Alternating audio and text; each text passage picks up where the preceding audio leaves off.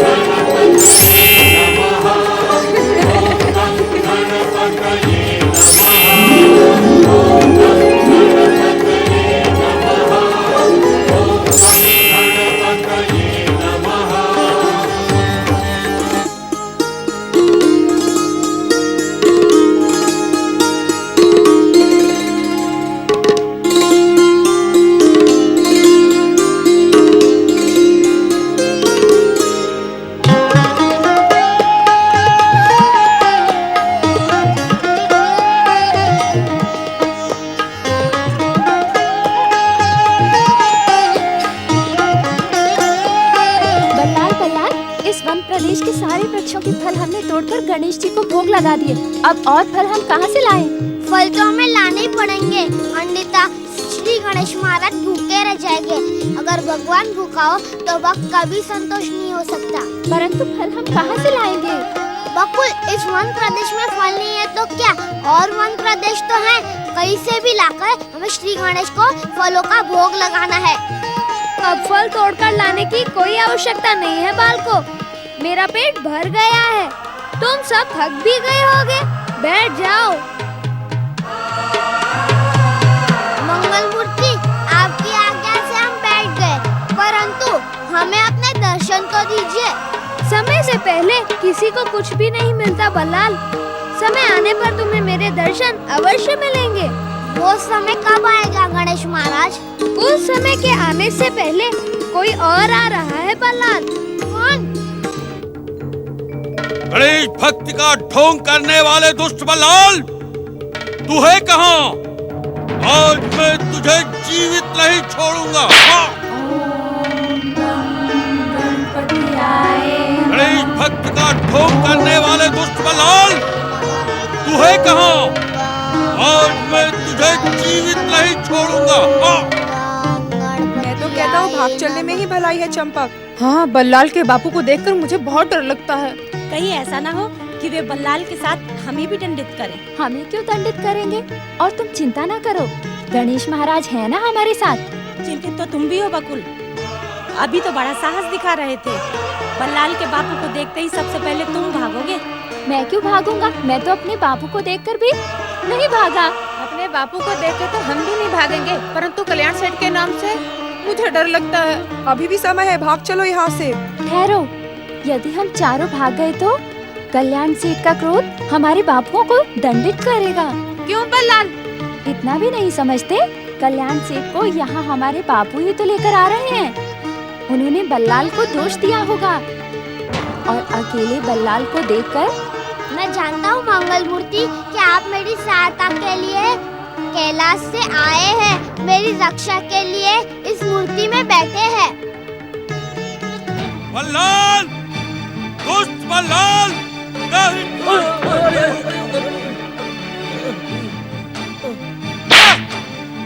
दुष्ट बल्लाल, कहाँ है तू? कहाँ है तू? आज मैं तुझे जीवित नहीं छोड़ूंगा। तुम सब दंड के पात्र हो, परंतु पहले इस दुष्ट को दंडित करूंगा, क्योंकि इसने अपने बाप के नाम को कलंकित कर दिया। दुष्ट बालक, मेरी बात मान जाओ कल्याण सेठ, उसे दंडित करने का विचार अपने मन से निकाल दो। मैंने उसकी चमत्कारी शक्ति को देखा है। हाँ!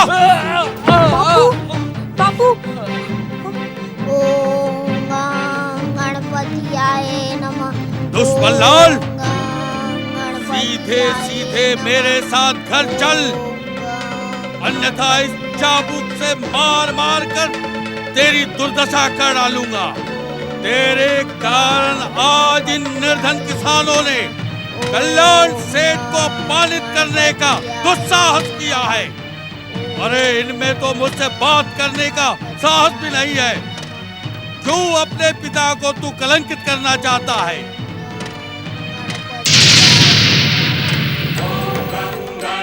चल घर चल, चल चल।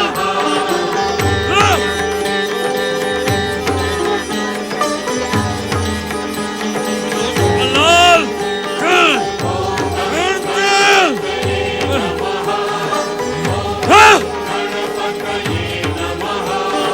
दुश्मन लाल,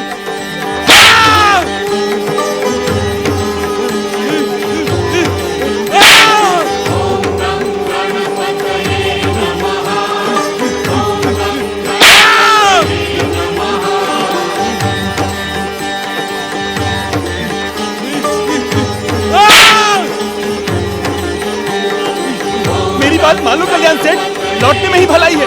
बल्लाल की मायावी शक्ति हमको कहीं का नहीं छोड़ेगी।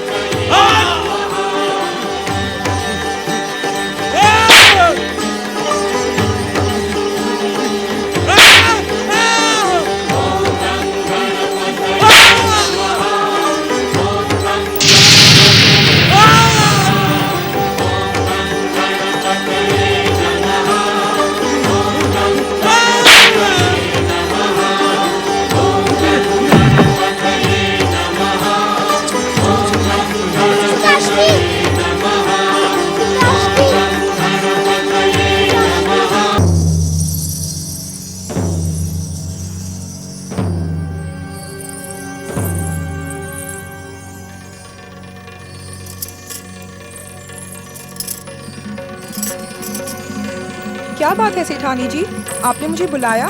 हाँ मंगला, बल्लाल और उसके पिता अभी तक घर नहीं लौटे। मुझे बड़ी चिंता हो रही है। क्या अब तक नहीं लौटे? चिंता तो होगी ही। तू चिंता की छोड़, मेरा एक काम कर, अपने बेटे नंदू को भेजकर ये तो पता लगा कि ये दोनों अभी तक घर क्यों नहीं लौटे।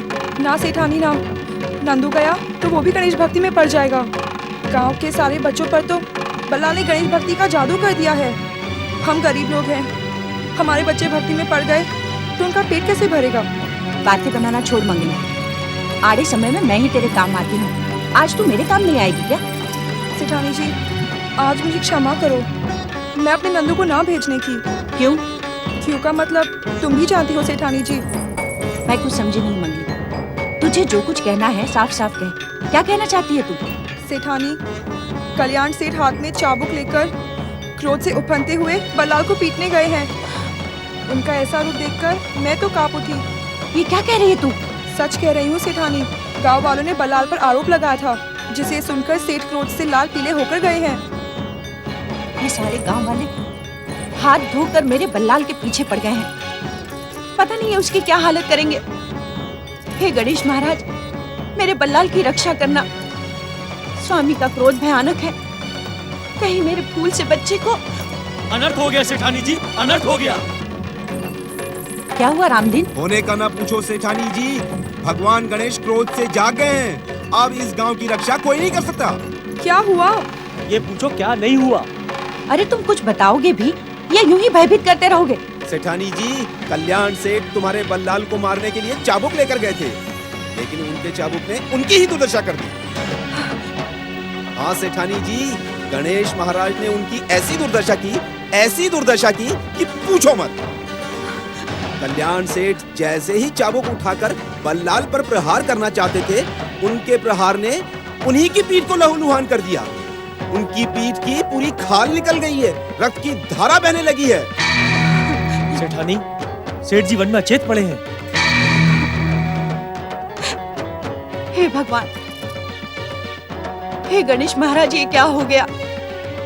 रक्षा करो गणेश महाराज, रक्षा करो। चलो मुझे लेकर चलो। अब क्या होगा? होगा क्या? सूद में आने के बाद कल्याण सेठ हम में से किसी को छोड़ेगा नहीं। हाँ भैया, वो तो हमें ही दोष देगा। भैया, दूसरों को दोष देना तो कल्याण सेठ का स्वभाव ही है। आज गणेश महाराज जी ने उसे दंडित कर उचित ही किया। अरे शांत हो जा, शांत हो जा। काहे बोल के बला सर पे लेना चाहता है? जानता नहीं, कल्याण सेठ किसी को क्षमा नहीं करता, किसी को सुखी देखना नहीं चाहता। हाँ भैया, अब कल्याण सेठ हम चारों को इस गांव में रहने नहीं देगा। हमारे खेत खलिहान सब छीन लेगा हमसे। परंतु हमने किया ही क्या है? जो कुछ किया है वो तो गणेश महाराज ने किया है।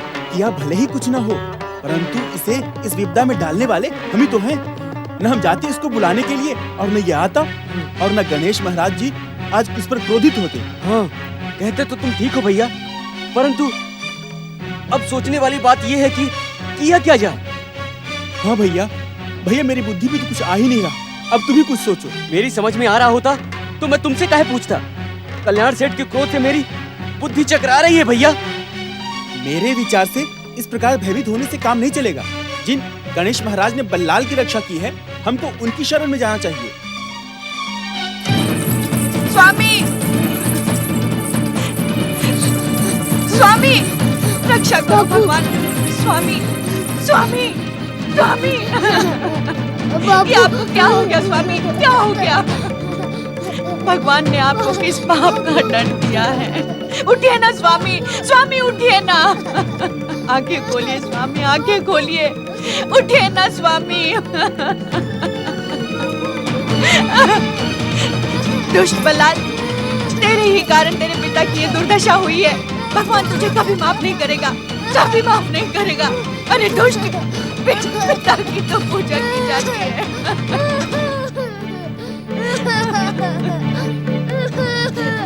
उठिए ना स्वामी। तुम लोग यहाँ खड़े होकर क्या कर रहे हो? शीघ्र इन्हें घर पहुँचाओ, वैद्य जी से इनका उपचार करवाओ, शीघ्रता करो। अपने पिता की शत्रु तूने ही गणेश महाराज से अपने पिता की ये दुर्दशा करवाई है। आज के बाद अपना मुंह मत दिखाना मुझे। आज से ना मैं तेरी माँ हूँ और ना ही तू मेरा बेटा, समझा?